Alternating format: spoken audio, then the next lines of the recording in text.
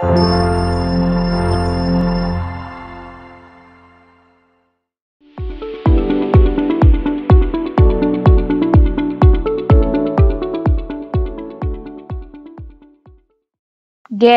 Induction हे सगळं येवच्या पयलीं जेवण कशें करताले, कशें रांदताले? रायट, फायर, लाकडां जळोवन उजो करून ताजेर लोक जेवण करताले. थोड्या लोकांगेर कावडंग म्हणजे शेण, सुकयल्लें शेण हे बी यूज करून लोक उजो करताले. So what is biomass? The waste material and dead parts of living things are called biomass. जे फ्यूल आमका प्लांट or एनिमल प्रोडक्ट्सा कडल्यान मेळटा ताका आमी बायोमास अशें म्हणटा. So for example wood, animal dung, vegetable waste, agricultural waste, sewage etcetera. So हे जे फ्यूल आसा, फॉर एक्झाम्पल वूड, ताजी कॅलोरिफिक व्हॅल्यू खूप कमी.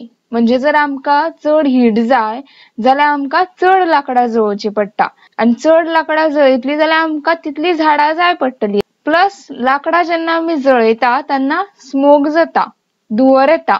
सो हे जे फ्यूल आसा ते जर आमी टेक्नॉलॉजी जावं बेटर मेथड्स जर इम्प्लिमेंट केले जाल्यार ते आमी बरे तरेन यूज करपाक शकता. सो फॉर एक्झाम्पल वूड जर आमी लिमिटेड सप्लाय ऑफ ऑक्सिजन दिवन जळयले जाल्यार आमका चारकोल मेळटा. चारकोल म्हणजे कितें तर कोळसो. तुम्ही पळयला आसतले केन्ना केन्ना लाकूड जळटा आणि ताच्या फाटल्यान कोळसो उरता, रायट? जळयल्लें लाकूड एक एकदा गोबर जाता, एक एकदा ताजो कोळसो जाता. तर कोळसो कित्याक जाता? तर जर लिमिटेड सप्लाय ऑफ ऑक्सिजन जर लाकडाक कमी मेळ्ळो जाल्यार ते कंप्लीट जळना, ताजो चारकोल म्हणजे कोळसो जावन रावता. End charcoal is a better fuel. तो स्मोकलेस आणि फ्लेम जायना चारकोलाची. चारकोलाक फ्लेम येना, ताका स्मोक येना आणि ताजी हीट जनरेशन कॅपॅसिटी चड असता. वुडापेक्षा ताका हीट चड जनरेट जाता. So charcoal is a better fuel than wood because it do not contain water and other volatile material which are present in wood. So हे जाले how we can use wood in a better way. Similarly बाकीचे जे waste material असता, for example cow dung, vegetable waste, agricultural waste, हे सगळे waste सुद्धा आम्ही एक बेटर मेथडान यूज करपाक शकता. So all this biomass is decomposed by anaerobic microorganisms to produce biogas in absence of oxygen. So anaerobic microorganisms म्हणजे organisms जे जमनीन भितर विथआउट ऑक्सिजन रावपाक शकता. जसे गायनोळत वम बीन असता तसे ऑर्गॅनिझम्स असता जे भितर रावता आणि ते कितें करता तर हे बायोमास, हे जे वेस्ट असता ते डिकम्पोज करून आमका बायोगॅस दिता. So biogas is what? It is a mixture of gases containing methane, carbon dioxide, hydrogen and hydrogen sulfide. बायोगॅसाक गोबर गॅस अशें बी म्हणटा. सो स्टुडंट्स, आता आमी पळोवया एक बायोगॅस प्लांट कसो असता तो. सो हो एक स्ट्रक्चर बायोगॅस प्लांटाचो. सो बायोगॅस प्लांट हो एक डोम लायक स्ट्रक्चराचो असता. हांगा पळयले तुम्ही, this is a dome like structure आणि it is build with bricks and cement. So a biogas plant is build with bricks and cement. ह्या पार्टाक डायजेस्टर अशें म्हणटा आणि ह्या पार्टाक गॅस आउटलेट अशें म्हणटा.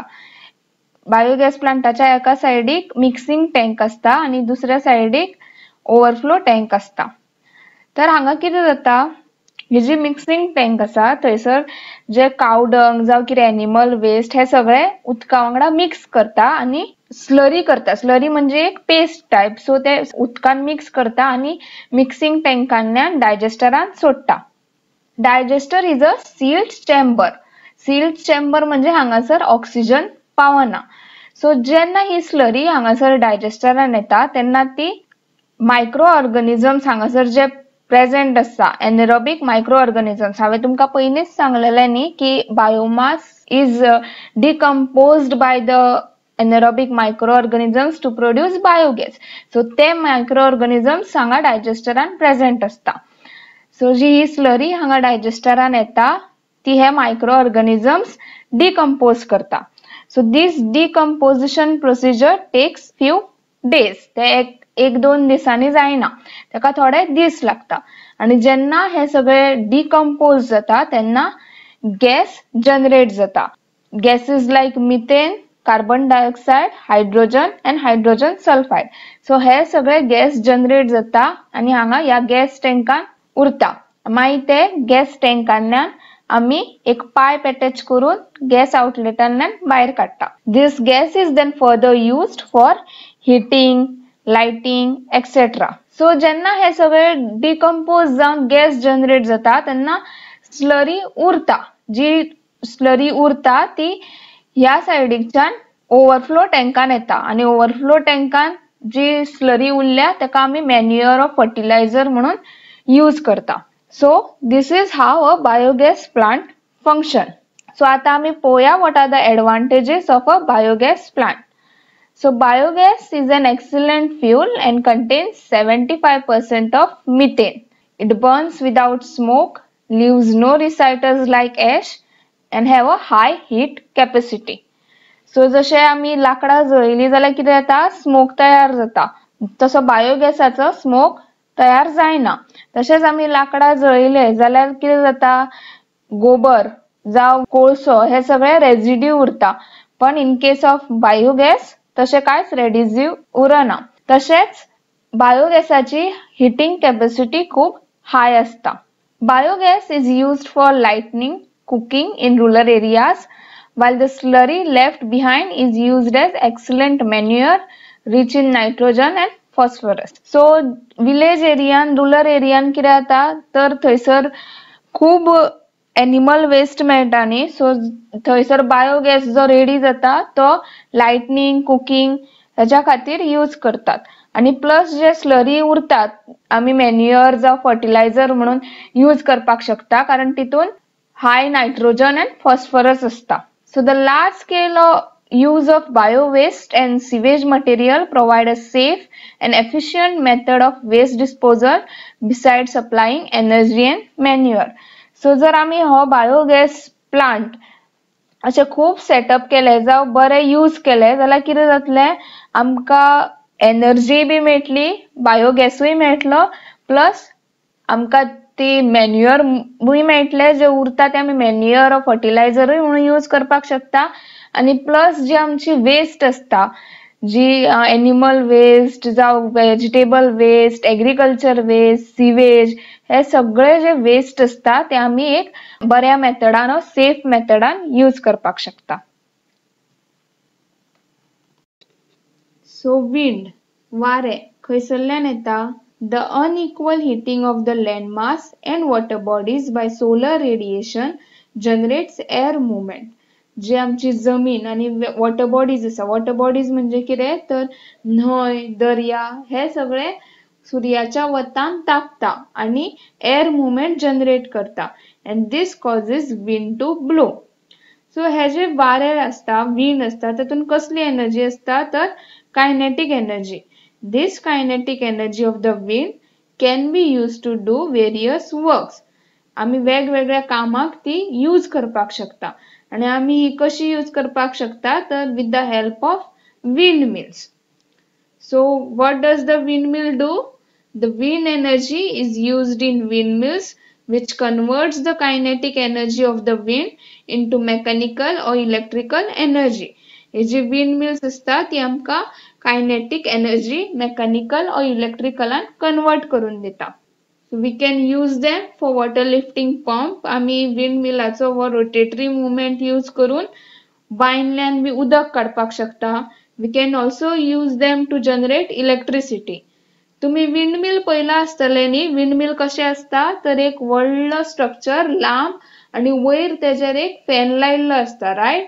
A windmill essentially consists of a structure similar to a large electric fan that is erected at some height on a rigid support. So आता आम्ही पोया how we can generate electricity from a windmill.